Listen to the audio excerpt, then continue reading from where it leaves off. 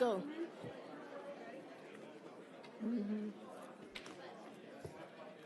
Need a gavel.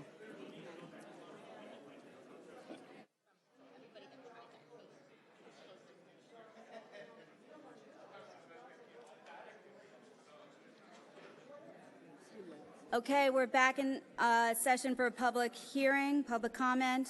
First, we have Valerie Lamp.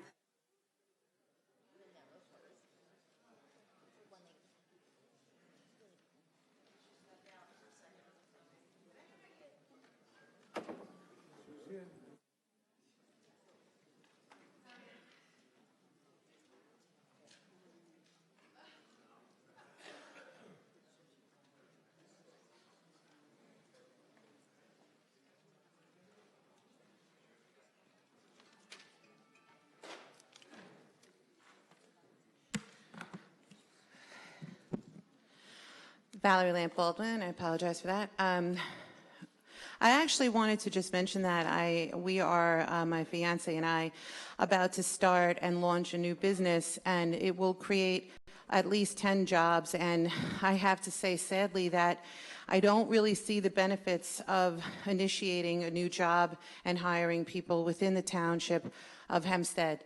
Very sadly to me. We have a supervisor who voted against a tax cut, which is extremely unnerving and scary. So we will be doing that elsewhere. We're not sure where. Could be the town of North Hempstead or the town of Oyster Bay.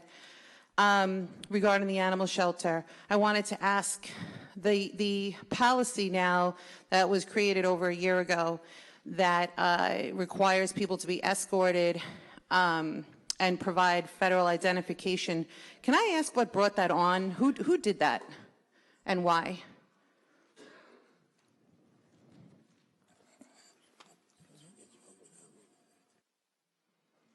Commissioner Marino, do you happen to know that? Anyone? Anyone know what brought on that policy, Lamp, the escort policy? It's not question and answer. You can make your comments and we'll take them under advisement. But Mr. Ra, and I love you and I respect you, but Supervisor Gillen actually campaign promised that she would never say that it's not a question and answer session and that she would be responsive. So I'm asking. Okay, but she didn't say it, I said it. I know that, but I'm asking everyone else, and I'm hoping that someone will be willing to provide an answer. I think we have a right to know.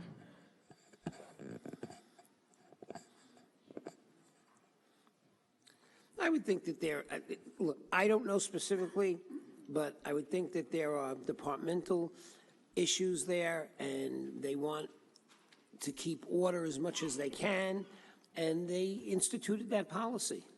They're not the keeping director order. instituted the policy. There's and never been an incident which would require a 45-minute wait on a busy weekend, which just happened 2 weekends ago and deterred potential adopters. Anyway, I'll move on.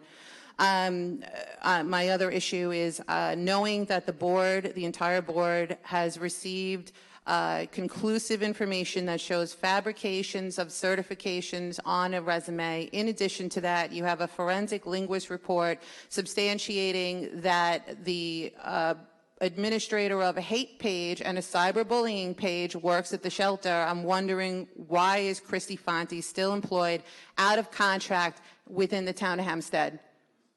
all I will say on that is that we received your information, and no action has been taken. No, I know that. Will action be taken, as I'm told? The information that was provided did not meet the criteria to take action against the employee. Impossible to believe. Okay, moving on. The latest mailers issued by the supervisor. First of all, I want to be clear. The term Earth Day mailer is actually an oxymoron. The entire point of Earth Day is to preserve resources and not be wasteful. $50,000 worth of mailers for the latest backed by popular demand meetings. Was there overtime involved? I'd like to know. And how many people actually demanded more of these meetings, and how did they communicate that? Because I don't know a single person who is interested in another one of your town hall meetings. In fact, You spent tens of thousands of dollars, which could have been reinvested in our infrastructure. Please don't cut me off. You gave everyone else an extra minute, 2 minutes, 4 minutes. I took a screenshot of how much extra time you gave other people. But my point is this. In addition to lying and campaigning against mailers, you're now issuing tens of thousands of dollars worth of expenses, plus postage, plus salaries, to promote yourself in what you're calling a back by popular demand meeting, but in essence and fact, they were poorly attended and averaged 20 to 40 people per meeting. Is that really worth $50,000 of constituents' money? Thank you. You have your facts wrong. Next, Diane Madden. Dead on, spot on right.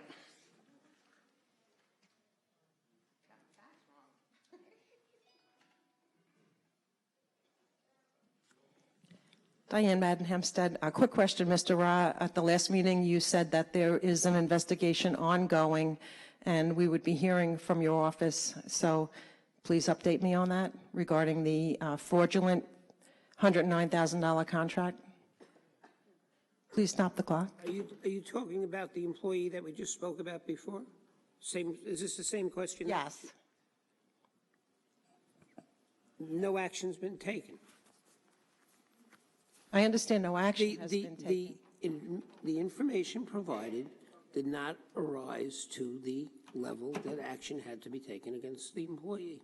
And yet the investigation is ongoing. That's what you told me at the Well, it may have last. been ongoing the last time we spoke. Now I'm telling you that no action was taken. Okay, that's very contrary to what I am being told by a town official, but I'll try to resolve that Well, then- after the meeting. That's my information. If you have other information, I have very contrary information to that. We're being assured, and in fact, I don't think this board in their right mind would ever pass another contract, and an expired contract cannot go on forever. That's a fraudulent contract. The candidate lied throughout the hiring process and on her resume. This was a political job favor for Santino. We all know it. And I think the reason why the Republican Party is in the position it is right now is because they weren't willing to address these things. So I hope you will do that soon. There's a dog champ. I was at the animal shelter that actually bit an employee. Let me correct the record. There is no politics involved in this matter. There was 100% politics involved. Santino hired a 5-person, all-political oversight and hiring committee that had no background whatsoever in behavior. You gave the job to the highest bidder with not the qualifications. This was all political. I didn't ask for you to agree to that or admit that, but there's no question it's political. And that's unfortunate because we went to a lot of work to make sure that experts were hired at that animal shelter. In fact, we are still doing that, which is why instead of hiring Fonte as she applied for the assistant director, we have Ashley Behrens.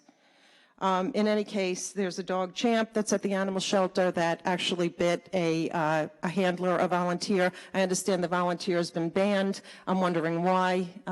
The employee, by the way, ended up having to be hospitalized over the bite, not to her fault either because they're not being properly trained. Who is determining these bans on the volunteers? Mr. Marino, do you have information about this case?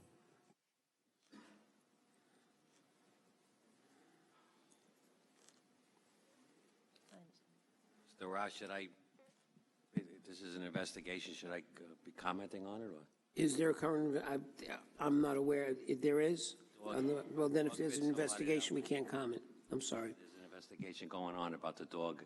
The dog was evaluated since then, but the dog did bite somebody. The dog, what I can say is the dog was walking down the hall, and I really can't comment at this time. I apologize.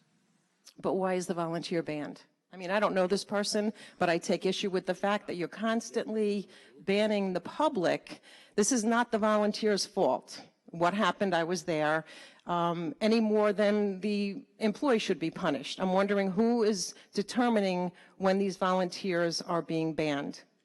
The opinion of the town of Hempstead and our procedures and the code of that they signed that the volunteer possibly, that's why there's an investigation, that volunteer possibly. Don't go there. We're investigating it. You can't say the volunteer possibly this or that or the other thing. Don't. Okay, regarding the Tales No, of Hope it's Fund, not money fair. was It's not taken out fair. of the Tales of Hope Fund to hire an outside behaviorist, a real qualified behaviorist. I have no issue with that, other than the fact that we're supposed to already have a behaviorist, so we're paying $109,000, so now there's more money being spent. Money was taken out of the Tales of Hope Fund, so money is being solicited from the public to basically pay for services we're already paying for that end up determining dogs should be euthanized.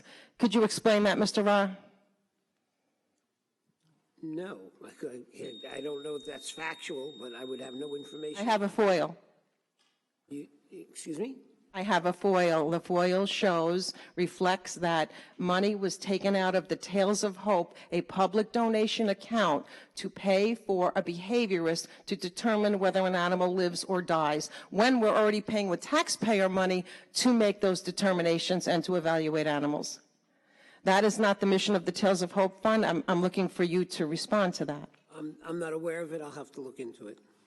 The RFP for behaviorist, the trainer, is that, I understand that that was supposed to be put out. It's not. Mr. Marino, we have asked you to do that. What's the status of that RFP? For a behaviorist? We haven't done another one. My understanding is there was a request to put in an RFP for a behaviorist. Last behaviorist RFP was done by A year ago. your office. And there was one respondent, and that am I allowed to comment? Isn't that how we found Ashley? No. We're talking about a behaviorist. No, I understand that. Supervisor put out an RFP well over a year ago. You did get response to it. In fact, there's a councilman that met with a behaviorist willing to hire her part-time. Supervisor asked at least 2 weeks ago for the RFP to be posted again, and it's not. And that's my question. That would have came out of the animal shelter. I'll check for you, but I have no information on it. Mr. Marino, will you meet with me this week to discuss this? We had one person respond to the RFP we sent out that came through the purchasing department, and that person at the last second decided they didn't want the job. So Because of the I did it. conditions on From the your last end. meeting to this Okay, meeting, well, we then have there's the not put answer. out another We sent RFP. out an RFP. We got one response. The person didn't want the job. That was a year ago.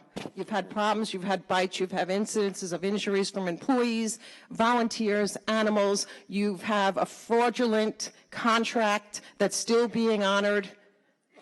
And you're here to say that a year ago you didn't get enough responses? This is a political job, and you continue to protect it. And it's an abomination, not just to the animals, but to the taxpayers. All I would like to know is why no one followed your orders, apparently, and there's no posting of an RFP. Thank you, Ms. Madden. Mr. Marino, we'll discuss this week. Also, with the TNR, the trapping situation, I understand another trapper has been banned for bringing in a cat from outside of the town of Hempstead. I have been approaching this board for years about the problems within the TNR program, the favoritisms. You have one trapper that's allowed to bring in cats, not have them ear-tipped, have them delivered to her home. They're adoptable animals. They get microchipped, all free of charge. And you have another trapper that just got banned for bringing in an outside cat.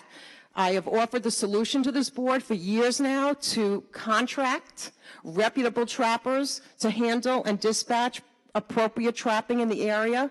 Yet once again, in the same way you banned a volunteer, you've now banned a trapper, a person that goes out on every holiday and every condition of weather, free of charge to the taxpayers to do work, and she's banned. Who banned her? Mr. Ra, I'm told it's coming from your office. I'll look into it. And when can I expect an answer? Because I told it was your office. You know, if you would contact me with these questions on a Monday, I might have the answers for you on Tuesday mornings. I don't have those. I'll have to check. I mean, all these things come out of I would think come out of the department. It doesn't reach my level until there's a real issue. I'll check on it for you. I think you're involved with every single issue, because what I'm told is that your office called the trapper. I did call you that, and I have enough proof to believe that. But your office called the trapper to ban her. I don't have no information. When can I expect an answer about that? Whenever I get the answer. Okay, we'll be in I'll touch. have- Thank you. I'll have somebody contact you. Thank you. Thank you. Stuart Kroll?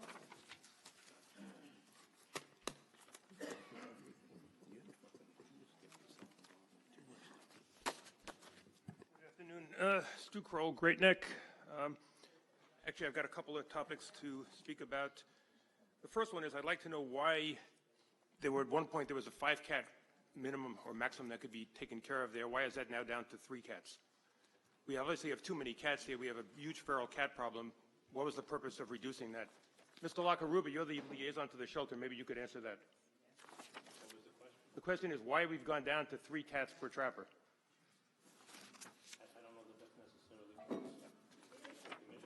Mr. Marino? There's a question about limiting numbers of cats. Down to 3 cats, from what I understand. Isn't this National Bring Your Cat to Work Day? I've got a few in the car, but Oh, June 17th? Thank you. I'm sorry, Do we have a meeting June 17th? I didn't hear your, I'm going to miss all your cats. the question was, we've gone down from apparently 5 cats to 3 cats in, at the shelter. They can now be brought in at any one time. That's obviously causing a problem because, well, we're talking about TNR? yeah, Well, there's only so many animals that we can handle at a time. well, why were you able to handle more previously and not now? Well, because it was actually a problem. That's why we lowered the limit to 3. Well, that's interesting because Massachusetts, which comes to take adult-friendly cats, came a few weeks ago and there were no cats for them. Yes. So then if you have too many cats, where are they? Well, when cats come with TNR, they release back to the same, if they're deemed as feral cats, they'll go back to the location where they were. Right, no, I So understand. there wasn't any cats available for them to take. When you have hoarding houses, there are huge problems with people being able to place these cats. So why they cut it down from 5 to 3 is causing a problem for a lot of trappers. There's only so many animals that we're able to, also taking care of our dogs and our cats that are there. There's only so much animals that we're able to spay or neuter per day without having to go to outside vets to take care of animals. So if we're limiting it to 3, we're able to stay within our limits to You do know what, it. with a $5 million budget, you can afford to go to a few outside vets. That's just my personal opinion. We're trying to bring the budget down, so we're thinking 600,000 or 700,000 with outside vets. We're trying to get that number down, which actually now the number is trending lower. So hopefully we'll get below 5 million this year, and then we'll go below even that later Right, on. but I'd rather you take the money from somewhere else than take it from the shelter. We're not taking it from the shelter. We're trying to do the right thing for the animals. That's not doing the right thing, but I'm going to move on anyway. Thank you. I'm also going to say something briefly about hiring Ashley Behrens is certainly a positive step as assistant director, but you know, I'm also going to comment on what happened to that trapper over there. I know that trapper. She goes to the worst areas of Hempstead, takes large amounts of cats out of there. To ban her, and I understand that she had to repay $50 for a spay, which is beyond ridiculous. And the person that was just referenced comes in there. She gets her cats not ear-tipped, which is against every municipal shelter rules. I think her cages, the traps are even cleared for her. I mean, it's totally inequitable treatment, and I think that would merit an investigation. What do you think, Mr. Ra? If you send it to us in writing, we'll take a look at it. All right, I will send it to you in writing. That's absolutely fine. Okay, let's see, moving onward over here. Let's see. Okay. As our friend Christy Fonte has been working without a contract for a long time, apparently there's no contract, there's no RFP being put out now. So I assume that she's just going to go on either forever on a month-to-month basis, or she's going to get a new contract. Is that fair to assume? Right now, the employee is on a holdover basis. Okay. Some of the members of this board have shown that they're very concerned with improving conditions at our shelter. I certainly applaud them for that. Mr. D'Esposito, I certainly would say you're one of them. Numerous members of our board, I've never heard voice an opinion on this. You know, I find this personally somewhat offensive, and maybe it'll be less offensive, you know, on election day. Also, it's interesting to note that Walmart, as of today, is opening up 100, they're doing a testing in 100 of their stores. They're having veterinary clinics. And by the end of May, the top 30 medications are going to be available in all of these test stores over there. So there's obviously growing, you know, demand for this over here. The last thing I'm just going to say briefly, we recently passed a much-needed, though watered-down ethics law. A few brief thoughts on that. I'm not very interested if somebody has a second cousin or a brother-in-law, working for the town. I think this is trivial in comparison to trying to silence opposing viewpoints through intimidation. I'll be done in a second. Perhaps a component of an ethics law should be any official entrusted with the public trust that violates said trust should face greater penalties, both civil and criminal, than a member of the general public. And the first one should be a total loss of any pension. Thank you. Mita Meriday?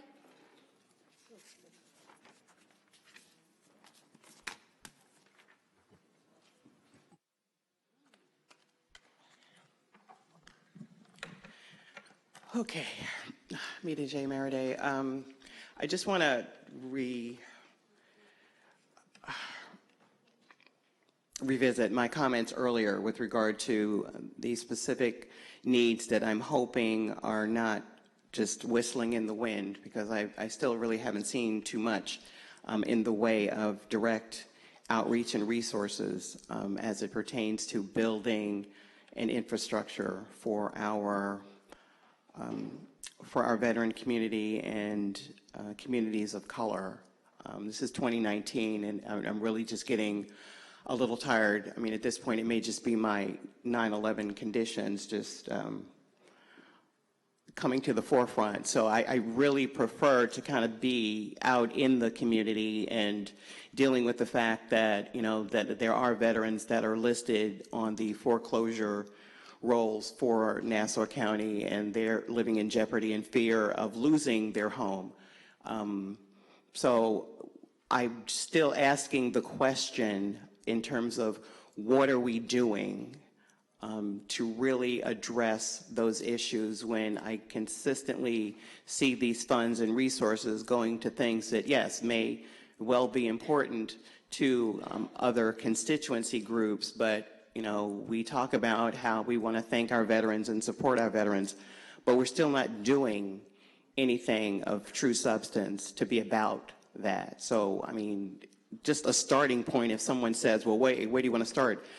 I hear the word study for roads, for carpets, for colors of paint, to pick the type of chair at Long Beach when we recovered from Sandy, but I don't see anything that speaks to addressing the demographics of our veteran community from a social standpoint, community standpoint, and a business standpoint. So we can't provide a growth model, we can't create the jobs, we can't generate procurement and outreach if we're not starting with that basic premise right there. So again, this is May 7th, so it's pretty much the middle of the year, and I'm asking the question again, what are we doing, or what are we going to do? What is the plan to actually and actively build an infrastructure that we can build some real life programming to address the needs of our veterans? Because they have housing needs, they have health challenges, they have educational needs, all of this across the board, and nothing is being done. That is my question. That is my time. Thank you. Crickets, as usual. A short answer for you. The Nassau County Veteran Service Agency does provide those benefits for veterans. No, they don't. Has been providing it since the 1945. It has been provided. They don't do business development. I was the director of that service agency. I know you were, for but 11 years. they didn't have legislation until I drafted it from 2014. I've sat here and done the back and forth. I'm really at a point where the nonsense has to stop somewhere. Nonsense. There is no veteran business development program. There is no format. The reason I know there is no format, as I said, I drafted the legislation which is on the record for the Veteran-Owned Business Act starting in 2014 that went to law in 2016 that is not funded or mandated by Nassau County, but all of you posed for the picture in Nassau County, okay? I stood with the county executive just last week for the Veteran Homeless Study and Commission. If they had funded the Veteran-Owned Business Act in 2016, we could have put some platforms in place to increase veteran business job creation. 85% of veterans prefer to work with other veterans. But we have no business model here. New York State has only 500 veteran businesses listed in its own database. Ken Williams, New York State. How do I know this? But you check the U.S. Census just for Long Island, there are 22,000 veteran-owned businesses self-identified. What is the tracking mechanism for the town of Hempstead to determine who is a veteran-owned business in the town of Hempstead? What is their capacity? What can they do, or what are their needs? So please stop talking to me about what Veteran Services does. Speaking about Ralph Esposito, he does a great job with the limited resources that he has to try to address the housing crisis, not just for people of color, but for all of those underserved constituencies.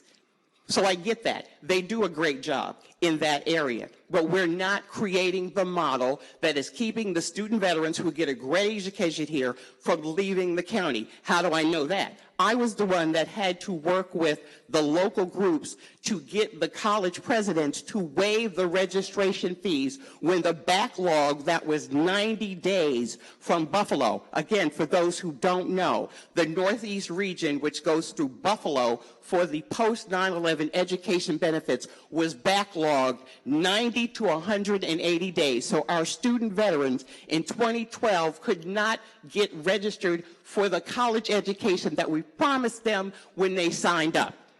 We got the college presidents to waive the registration fees so that they could get to the schools. Then we also had to work with the local utilities to not shut the lights off 4 days before Sandy hit. So again, please do not try to sell me on something that does not exist. We are living in a fool's paradise if we think Department of Labor provides special employment agents for veterans. They already have. You go to the New York State Department of Labor and go to the unemployment office, they have somebody separate for veterans. They always have had it. If they knocked it off, well, then they took it out of the budget. But when I was there, they always had something for them. The DOR, Department of Occupational Resources, has always had extra people there for veterans to help them not only to get jobs, but to do their resumes and to train them for positions that maybe they might have. If they're a disabled veteran, the federal government here in New York State, our federal government has the Vocational Rehabilitation Office, who's phenomenal. They've done a lot of things for a lot of good veterans. Good veterans, there's no bad veterans. Where's the benchmarks? What are the benchmarks? What are the numbers? What's the tracking record? You know, I've been My there. point exactly. That was 25 years ago I was there. But they were doing it then, and they're doing it now. Then you're telling me that nobody's doing it. You're making it look like everybody's turning their back on veterans, and we are not turning our back on veterans. I never said no one is doing it. I said we are not doing enough, and it's only surface.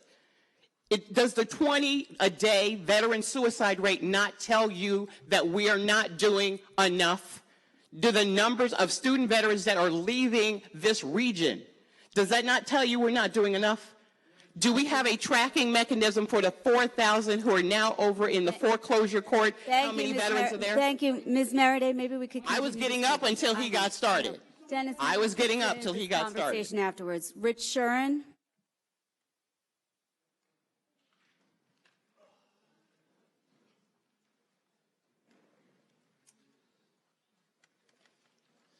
Richard Shuren, 167 Jefferson Avenue, Harbor Isle.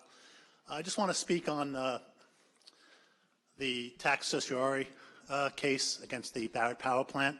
The Island Park Civic Association and other members of the community had a protest this past weekend to bring awareness to the fact that our school district has a $32 million budget, of which LIPA pays 49%, and LIPA is seeking a 90% reduction in the assessment of the power plant that they pay for, meaning they're seeking that the residents bear $14 million in additional taxes, which would raise everyone's tax burden in my community, school tax burden, by like 50 to 80%. So it's a dire emergency.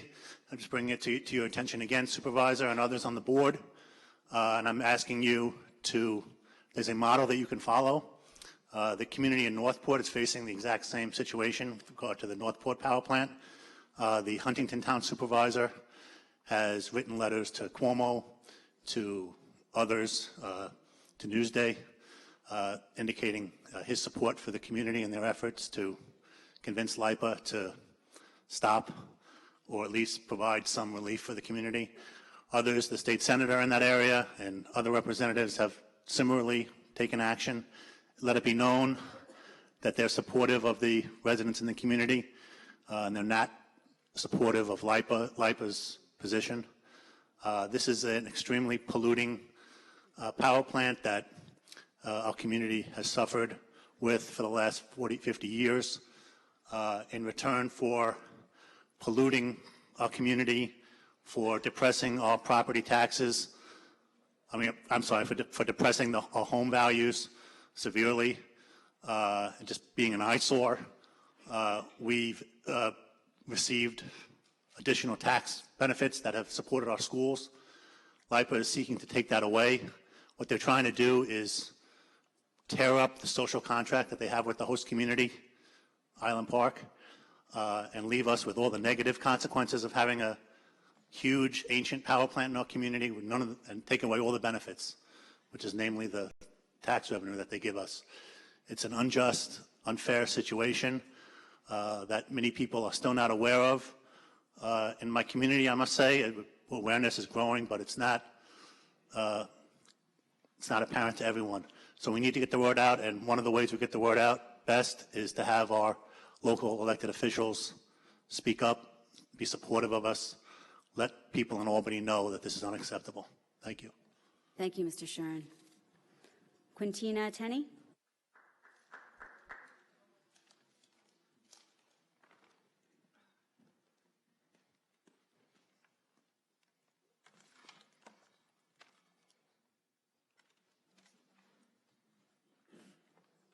Good afternoon.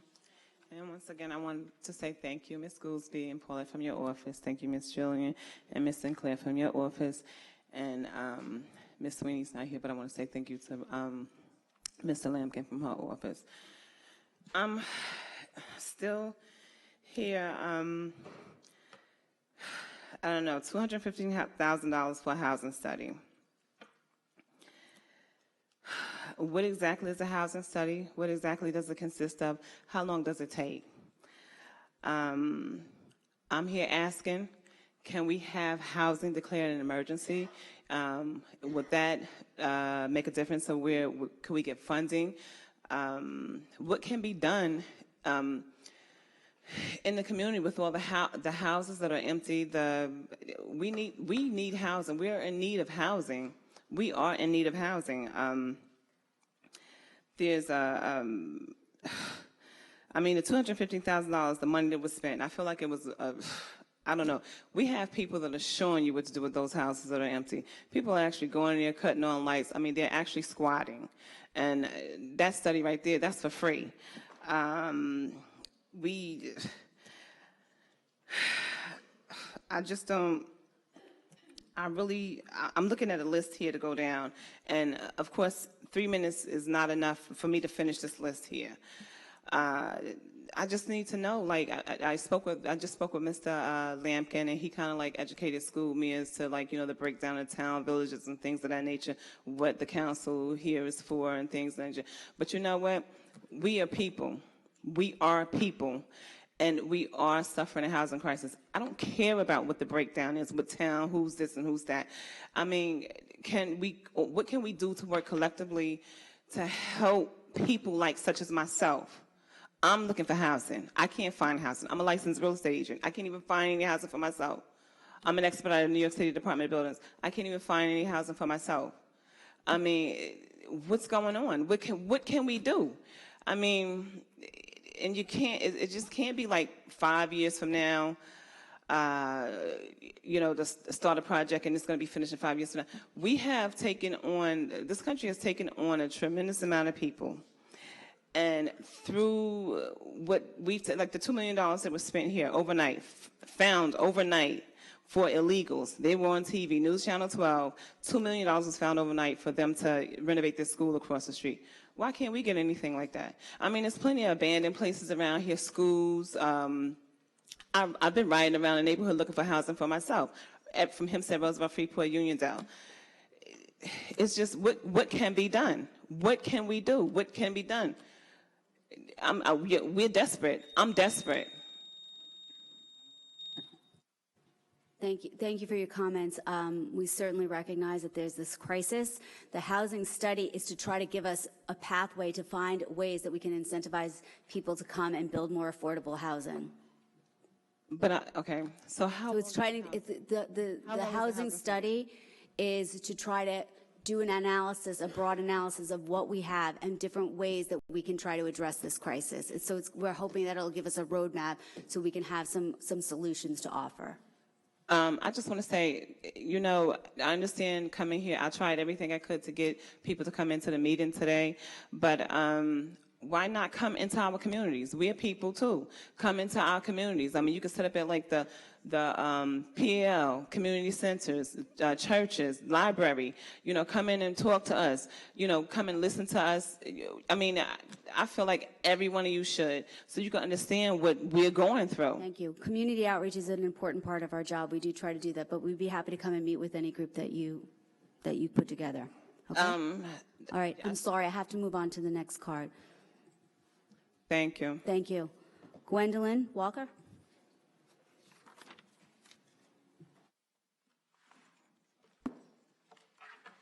I'll be back.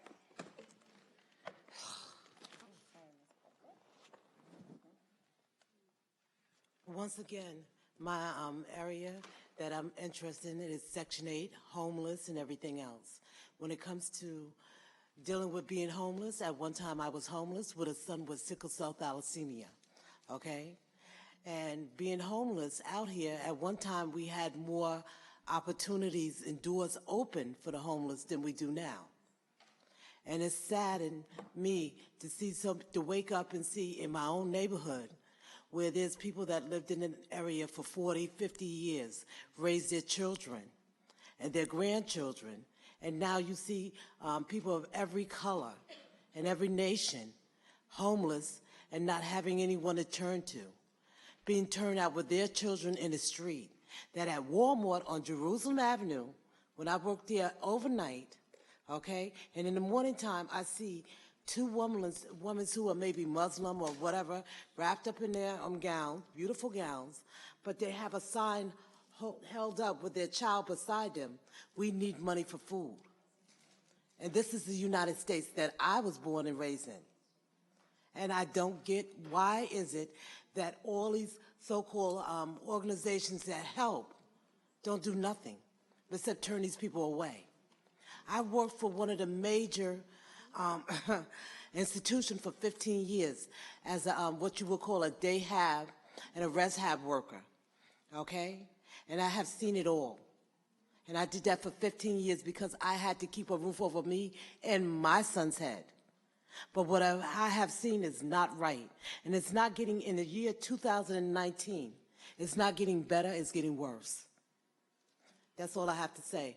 I'm tired. I had a father from crack to Christ. He was homeless on Hempstead Bench at one time.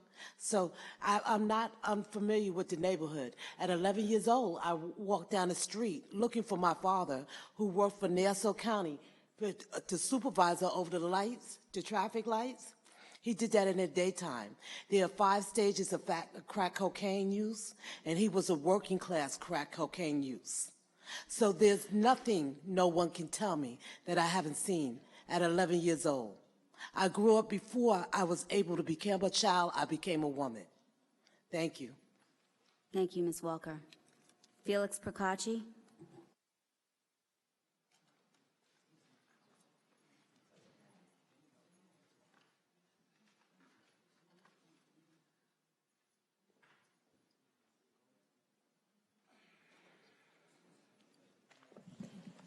Felix Procacci. Last Wednesday, I went to Law Day at the Westbury Village, and the topic was free speech, free press, free society.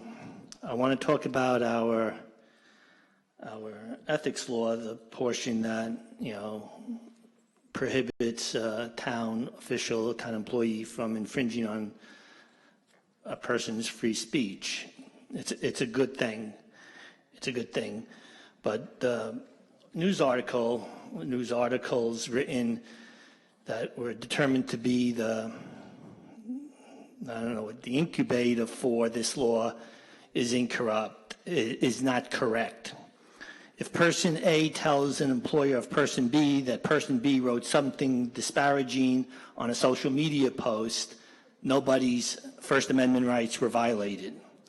If the employer of person B tells person B not to write disparaging stuff on social media, again, nobody's First Amendment rights were violated.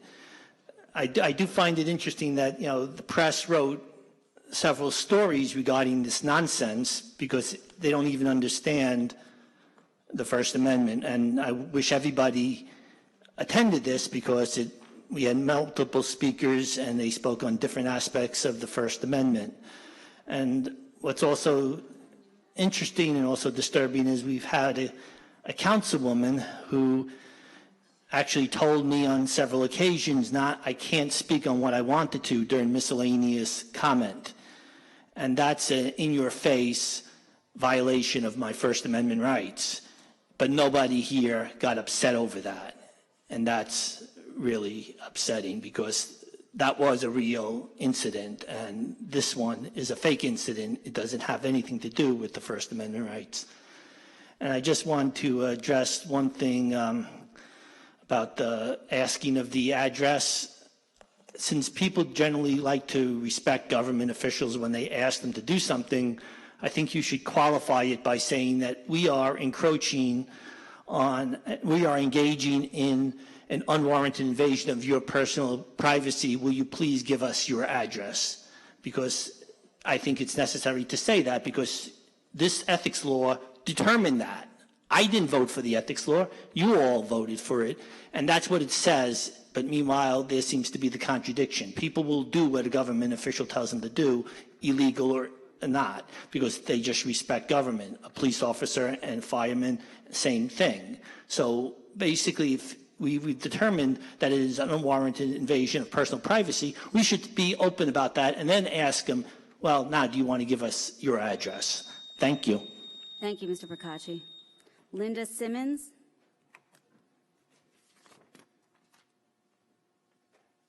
She's gone.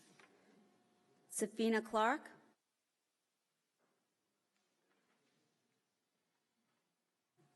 Earl Calloway.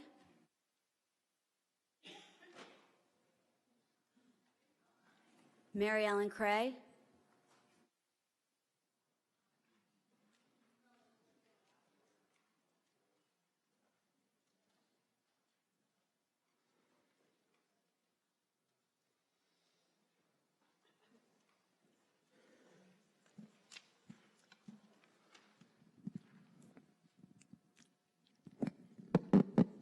Thank you.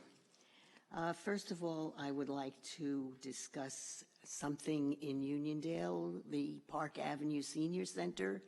About 1.5 years, 2 years ago, there was a fire there, and only now are they really working on it, and especially under these sad stories of people trying to find homes. You just wonder why it took so long.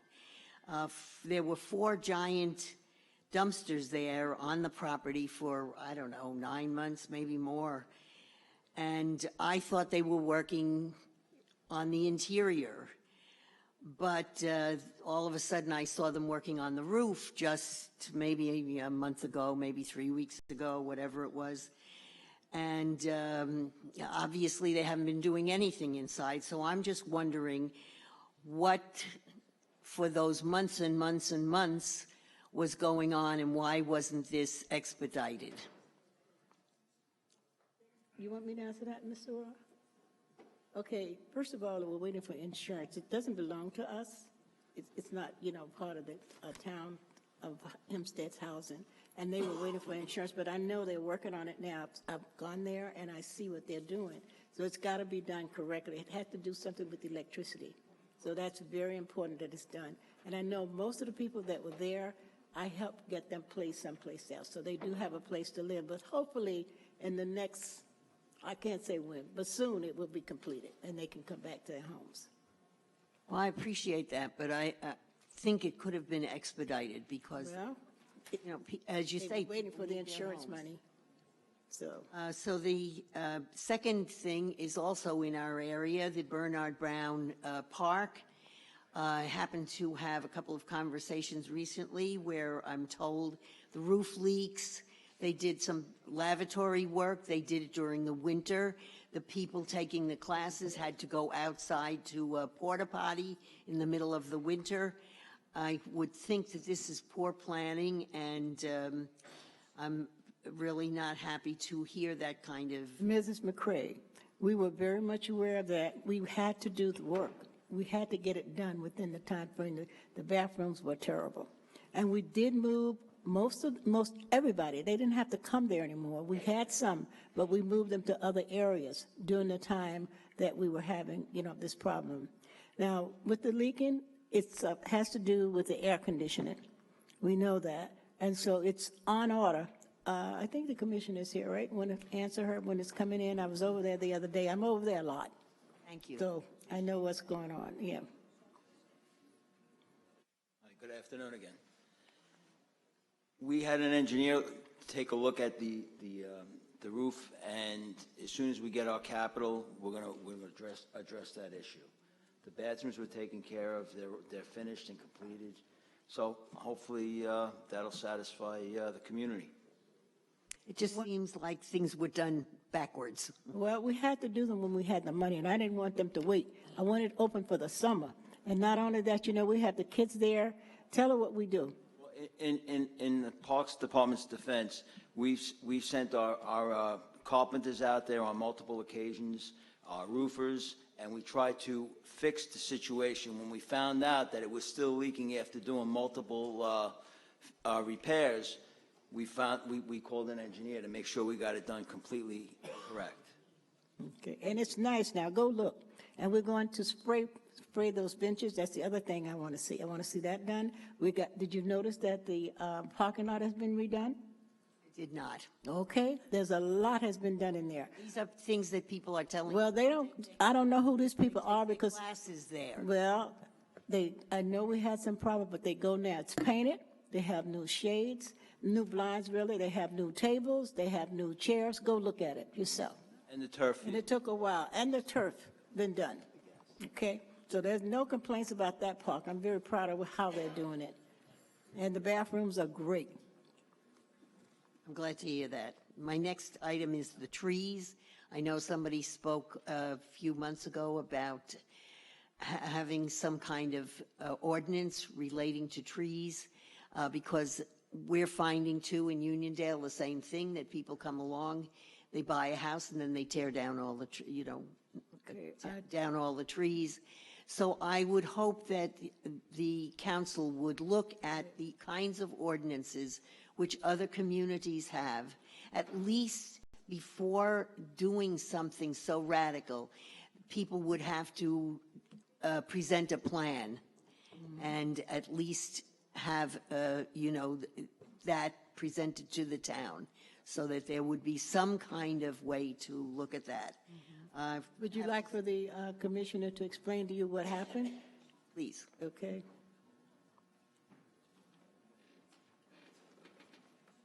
Good afternoon.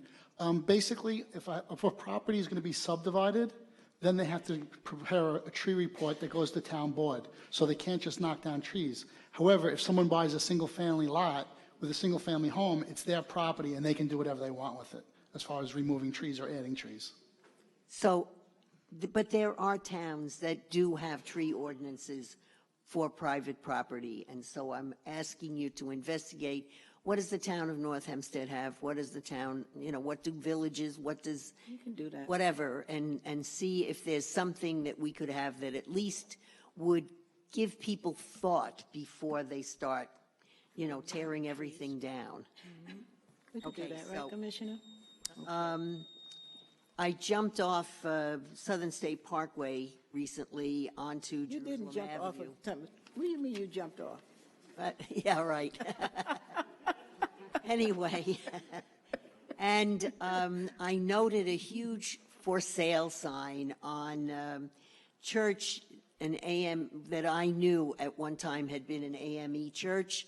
And so I've asked you, Senior Councilwoman, to check into this to see whether it is in fact a historic building.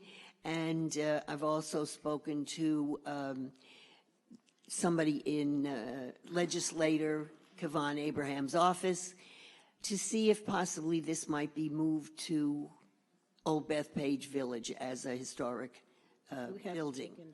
So I have copies.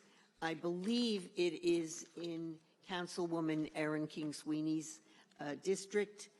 I don't know whether it's North Belmore or Wantagh, but in any case, there is a numeral on the building, but it's hard to see whether it's Oakfield or Jerusalem Avenue. So, Okay.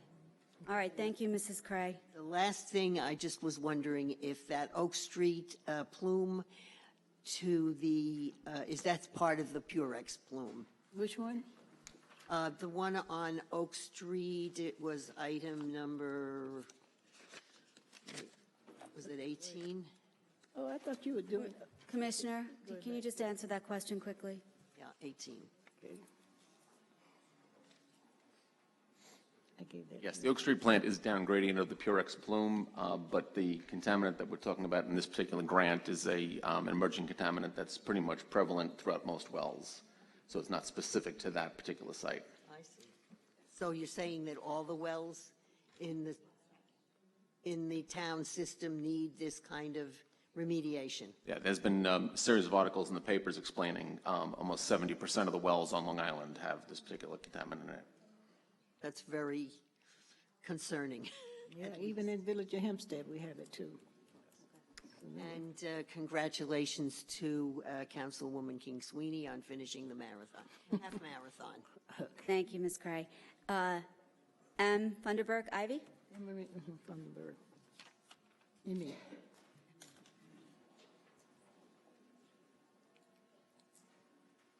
I'm going to tell you a little backstory and then ask the question.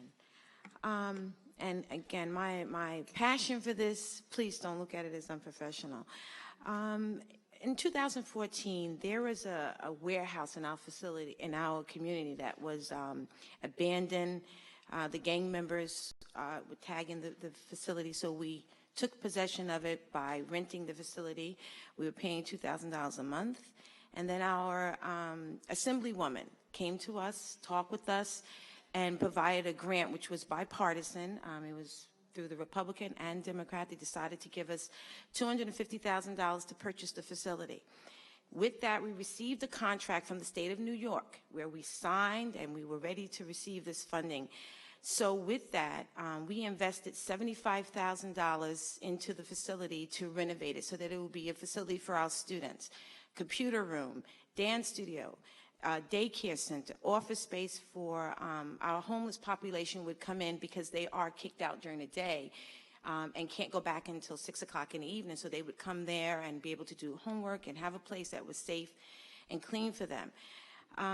The owner wanted the building to be purchased.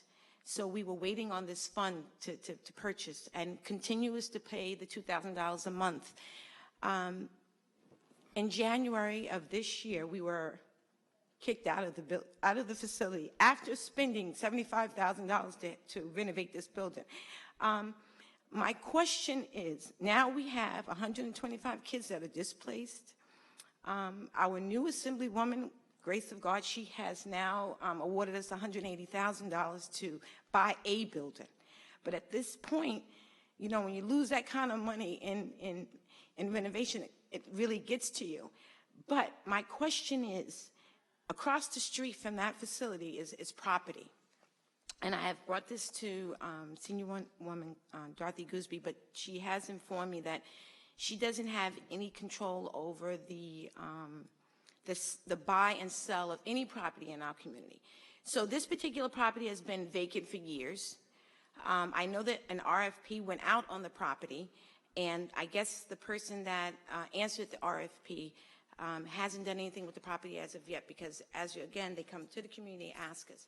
But where I have an issue is that if that particular property is not rehabbed, and the RFP should go back out. The person should not have the right to continuously try to bring something to the community. After you make a plan and it doesn't work, then it should go back out so that other people, I've lived there for over 50 years, so I should have the ability as a community person to at least be able to purchase some property there. I mean, at this point, after losing what I have already, it's only quite natural that I fight to get something else.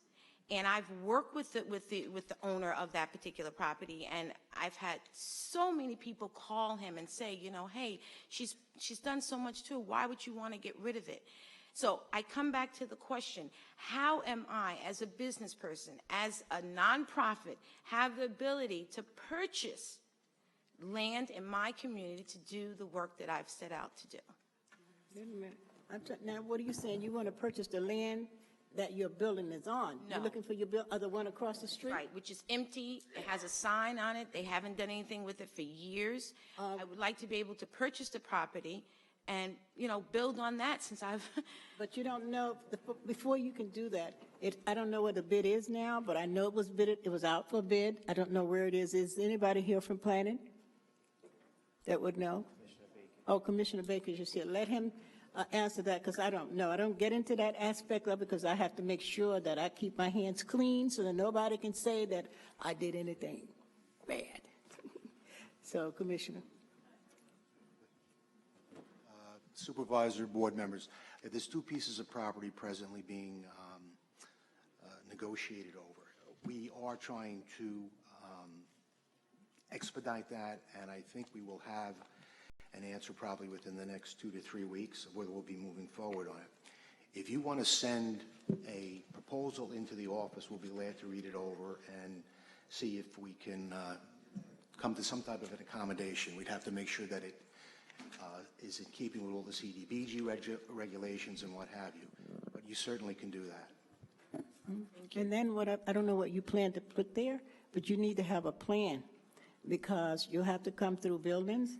That plan is not that large. I know if you plan to build a building on it or what, you got to make sure that it's proper for you. Oh, we would definitely. I mean, the spot, the area that we were in was very small. But then you wanted, I know when you wanted that before, you wanted for parking. You have to have some parking.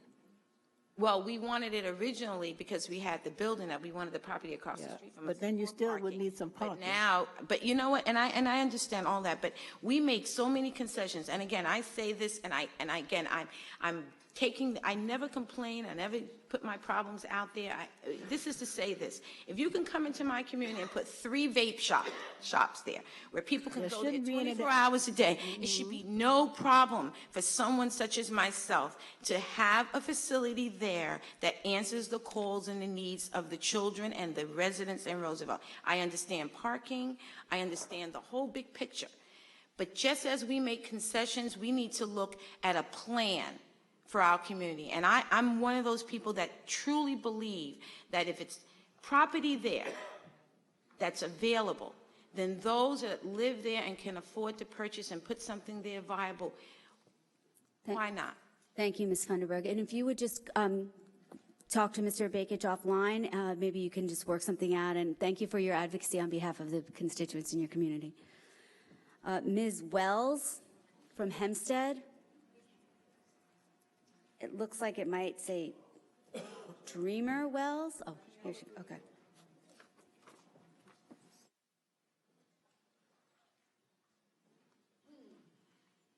Hi. Good afternoon. Can I sit here? Okay. I just want to say something. Being a veteran, and everybody's talking about veterans. It's sad when you go overseas and you fight for your country because you believe your country believes in you. And they tell us be all that we can be. And then when you come back here to the country where you were born from and they deny you. I'm fighting for a soldier right now who fell off a ship. They had to put a plaque in his brain. And because they don't have no records of it, they can't find his records, they're not helping him. All the stuff that we're talking about here today, if we're not meeting the needs of the people, what are we doing? It's time out for us to stop talking and show people. I went through the shelter system. The shelter systems are appalling. They don't care about nobody. And then when you come out here and you try to get a life, they want to label you. You go to the Nassau County Medical Center when you need help. They don't care about the soldiers. You know what I told them? Why am I here? Because if I come here and I keep talking about what happened, I'm never going to get healed. And then at some point, I'm going to have to get my limb cut off because it's diseased. The psychiatrist looked at me and he said, you know what? You are so smart. How did you figure that out? So are we really helping the people? It's time that we help the people meet the needs of the people where the need is. Talking about it is not good enough. In the Army, we're taught to stand up or take it down. I didn't go overseas and fight for a country to come back here and have to deal with racism. How many soldiers come back here and America's not taking care of them? It's wrong. My friend shouldn't have to go back in there and fight for his benefits. I fight for soldiers now to get their benefits. When America's sitting here living like pigs in a slop and eating like kings and queens, but you got soldiers over there who are dying for a country that never cared about them? So what are we doing at the end of the day? Can everybody go home and sleep and say, oh, I did a good thing? Or should we be looking in the mirror and say, whoa, me, I didn't do my part? We all have a part. But Ken, I'm going to ask the question today. Are you just sitting here listening to me with your ears, or can you hear me with your heart? Because it's only when you hear me with your heart will things change.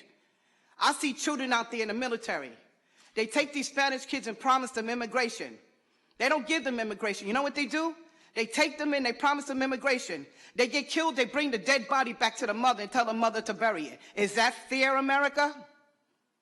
So how do you take care of us? When is America going to start taking care of America? When is your motives going to be right for the things you do? Everybody that sits up there in a position of authority, guess what God showed me? He showed me that we're in a time now where people sit in a position of authority, but they have no power to change nothing. When are we going to start walking in authority from the heart and serve man? Everybody's up there supposed to serve. I served as a medic in New York City EMS. I worked the 9/11 bombing. I'm the only medic from my team that's still alive. Everybody else is dead. When I went to Section A to apply to go back to the boroughs, Ms. Ruiz told me in the office she owned me. I said, do I look like a slave to you? Why was she allowed to say that to me? I'm finished. No more talking. Thank you. Thank you for your service.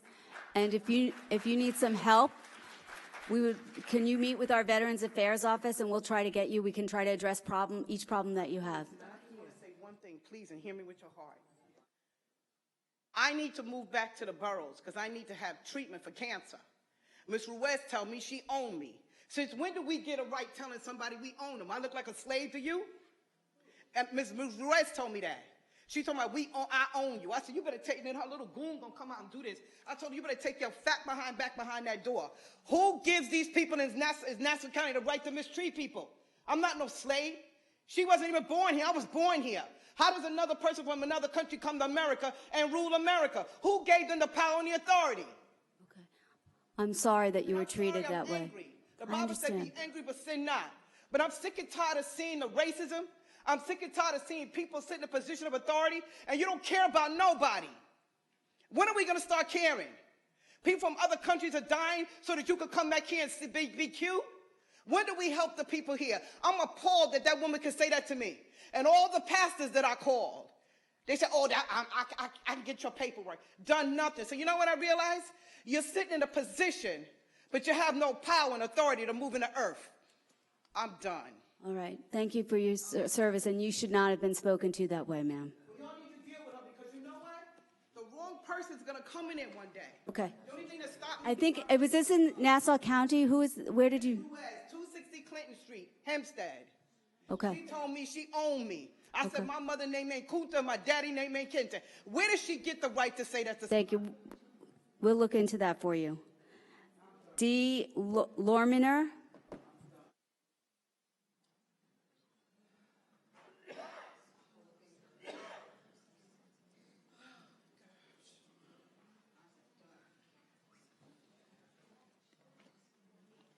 Good afternoon, board. In all decency and in honor, I sit before you.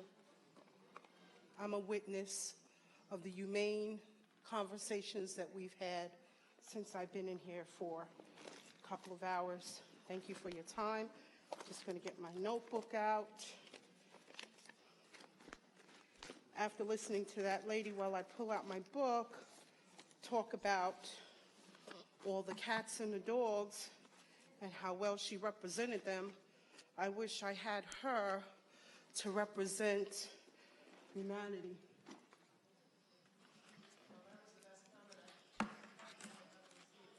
You're welcome. I'm going to sit here as a person. Thank God for my folks, my mother, Elizabeth Folks, who went on to be with the Lord back in May. It's been very hard on my family. Well, the Department of Housing in Hempstead, 2018, I had to go for recertification, which was at 260 Clinton. And some of you here may knowingly and unknowingly have heard about situations of harassment, demoralization, and finally, termination of whatever housing you currently are awarded by a reputable government and country, also known as United States of America. Without due process, Rita Lawis, who just before I spoke, another woman came to the mic and shared how she served in the United States of America military and was disrespected by the same individual. And her co-worker, I believe her name is Margaret, came and addressed me, Rita particularly, for my research, sat in front of me. Because of the computer's age, I forwarded all my documents in advance to her. I called her by phone and asked her, did you get all of my documents? Because my appointment with you is tomorrow. Yes, I did. I'll be there tomorrow, thank you.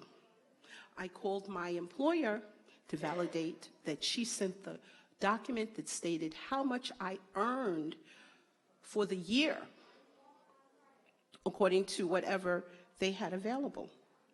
She said she sent it to me, to Miss Rita Lawis, and I said, please send me a copy. She sent it to my phone. I said, thank you. When I went to the appointment, Rita stated to me, please show me all your documents. She had a file in front of her, which was my file, and she put it in front of her. She leaned over my file like this, and I said, I forwarded everything to you. You told me you had them all. You're terminated. Please leave my office. Well, I'm a mother of 2, a grandmother of 7. I've lived here since 1969. I attended all of the school system since 1969, and I'm currently in school for my RN. I'm a licensed practical nurse for 20 years. It is appalling that people do not respect or appreciate the laws of the land or the people that are in the land. Please address this issue. Thank you. Thank you, ma'am. Just a minute. Tonight is you need to go to the Village of Hempstead meeting. It's tonight, okay, at the Village Hall. I think it's either 6 or 7 o'clock. They have a meeting there, the village meeting. You sign in and you speak to the people who run the village. Okay. And they are in charge of 260. Okay, I appreciate it. That's where you need to go. Thank you, I'll be there. Melissa Jaffe.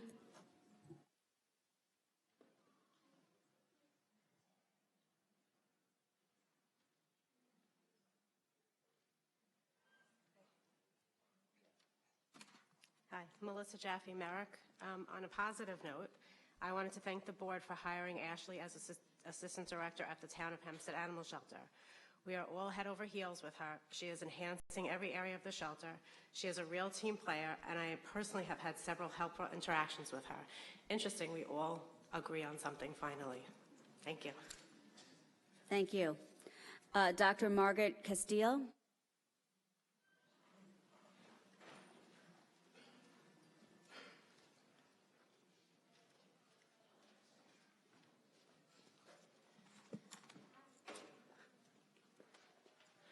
Good afternoon, Margaret Castillo, Hempstead. I was here a month ago, and my friend and I are Sandy victims, and we were here to discuss some of the issues.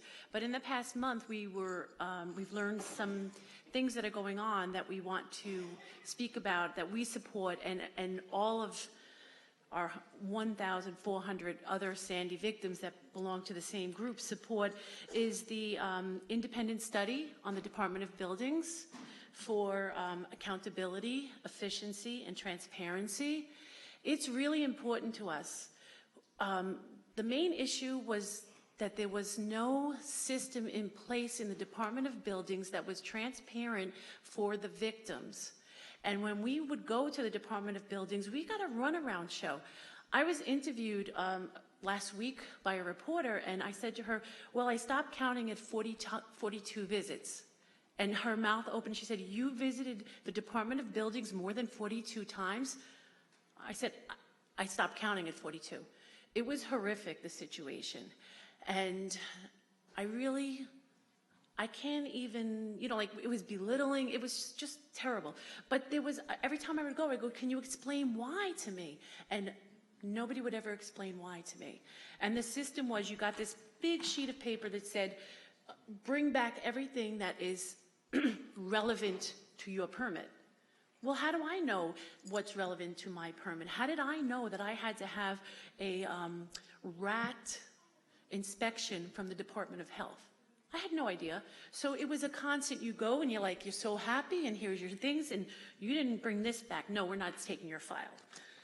Then you run and you do that, and nothing is simple. It takes a couple of weeks. You get back, and then, where's this? Nope, come back. Nobody would sit with you. Nobody would make it a process that was systematic and helpful to the homeowners. And we were victims of a disaster, and we're trying to recover, and we have families, we have mental issues, we have health issues, and then we have the Department of Building issue, and it was a very, very tough situation.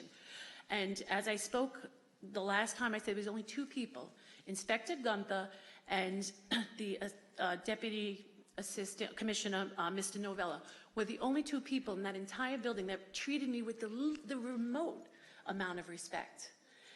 And I'm still going through the process. I'm not done.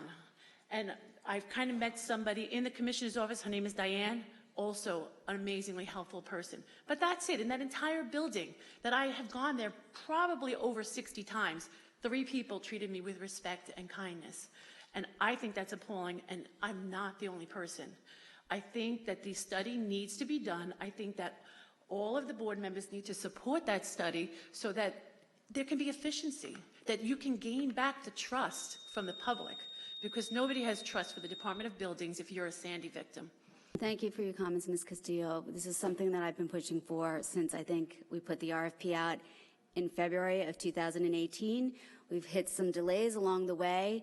It took so long to get to the agenda that all the bids had expired, so we had to put it out to RFP again. There was a technicality with the respondent to the bid and something on the application, so it's out to bid again. But I think responses are due next week, and then we will be promptly bringing in the respondents to be interviewed, and hopefully this will be on the agenda, I'm hoping, by June. I did ask if the public was going to be part of that. Is there any way that a group of public can be put on? Absolutely, you should come and be heard on that issue, and you can look for it on the agenda, but we can reach out to you and let you know when it's going to be on the agenda. Thank you. Thank you. Can I? Yes. Hi, Bonnie Salsoni, Lido Beach. I'm in town of Hempstead. I am a storm victim also, and Margaret's way ahead of me. I haven't even gotten my permits done, anything. I've had a very bad experience with 2 fraudulent contractors, Emil Construction and Alexander Alvarez at Design Concepts. I was also here last month.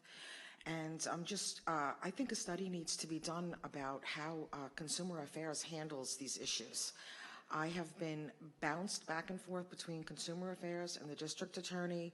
No one's helping me. I was at Consumer Affairs 10 days ago. They told me to go back to the district attorney. I called the district attorney. They said they're waiting for complaints from Consumer Affairs. I wrote an email to Consumer Affairs, and they told me that they're not forwarding any complaints because my situation's closed. I need to get up in the air. Every time it rains, my house floods. I have 3 children. I'm a single parent. I lost my husband before the storm. I had flooded. I lost my mother after the storm because of a bad contractor did erroneous work. My mother fell. She died. And I have just been in this horrible situation since the storm. And the timeline is running out. They want June 1st. New York Rising wants June 1st, everything formal, last inspections. I'm not even up yet. I couldn't handle this. I needed help, and I can't get help anywhere. I'm just like at a standstill, and I don't know what to do next. I'm ready to call Governor Cuomo and ask him for a private meeting. I honestly don't know what to do. I can just let go. That's the easiest thing to do. But I have 3 children in this house. I still have mold all over my basement. I don't know what to do. Ms. Sansone, have you met with Rebecca Sinclair? You have? And I think we know about the issues with your contractor, and I think we have a lot of concerns about this contractor, and we're looking into it, and if appropriate, we may be making referrals about this contractor. I can't really go into more details than that, but we are looking at the situation, and we are reaching out to our colleagues in the state to try to find some additional aid for people who have found themselves still struggling after Sandy. Supervisor? Also, when I go up. Thank you. We're meeting with the Nassau County Consumer Affairs Department and the County Executive's Office this week to try to get some resolve on these issues. Oh, great. Thank you. I would just like to connect the contractor fraud with the Department of Buildings. As I had spoken last month, I said that there was a construction company, Leonez Home Improvement, had gotten 9 permits for lifts when they were not allowed to do any. Well, it has come to my attention that they actually got 14. I had done a FOIL and I only received 9, but he had gotten 14 permits to do this work that he was not licensed to do and unqualified to do. And these houses all are in jeopardy of being unsafe structures because he was allowed to do foundation work. You got the permits from the town of Hempstead? Correct. And did you give this information to Ms. Sinclair? Yes, she has it. Thank you. Leonez came through Alexander Alvarez Design Concepts. Alexander Alvarez brought Leonez into all these people's projects.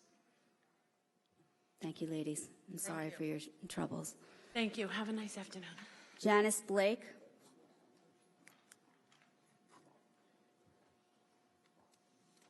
Hello, Janice Blake, Elmont. First, I'd like to say that a couple of weeks ago, I came in with a problem with the cat, sick cat, and it's been resolved, and I got the cat back, and everything is great. So thank you very much for that. Good. And I would like to know if the board has received the financial audit for the shelter, and what is the board's response on that? We have gotten a draft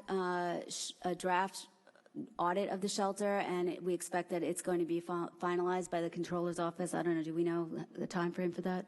We have until the 9th of May to comment on the draft, and then it'll become final after that. Okay. And then it'll be posted. Super, thank you. I trap. I'm out there in the wilds doing all this, bringing the cats in and stuff. And from what I understand, the shelter has a year's wait. Like if somebody calls in and says, I have a problem with cats, come and get them. And the shelter says, well, we'll put you on the list, but it's going to be a year till we get there. So, in a year, cats can multiply. I mean, it could be another 20 or whatever. And my thought was, why don't you hire me as a contractor to go out to these places that call in and get the cats? I mean, that's just like, and then they're like, oh yeah, well, they're not going to hire you because they're not going to come up with the money to do that. And I'm like, well, who do I talk to? And they said, well, you got to go to the board, blah, blah, blah. So here I am. That's just an idea that I had, to get this solved, because there was an article in the New York Times where Australia is killing cats by the truckload. They killed at least 2,000 in the outback because they are basically eating the indigenous population and unbalancing everything. Just feral cats, just breeding out of control, which is actually happening on Long Island as well. There was a guy named Ranger Rick, I believe, and he goes hiking. And the first year there was 1 tick, and then the second year there's 2 ticks, and then 3 ticks, and then the tick population is also out of control. So then he asked himself, why are there so many ticks? So what happens is there's these little birds called quails. If you're a hunter, you know what quails are. They just kind of roam around on the ground and try to stay away from predators. Well, what's happening is the feral cats have eaten all the quails. So the quails eat the ticks. So there's no quails around to eat the ticks because the feral cat population is exploding. So which brings me back to my original point is let's get these cats off the street. I had a friend who, she has cats in her backyard. She's like, oh, another one of my cats got run over today. I'm like, oh my God. I mean, what a way to go. That's no way for a cat to live, anybody really to live.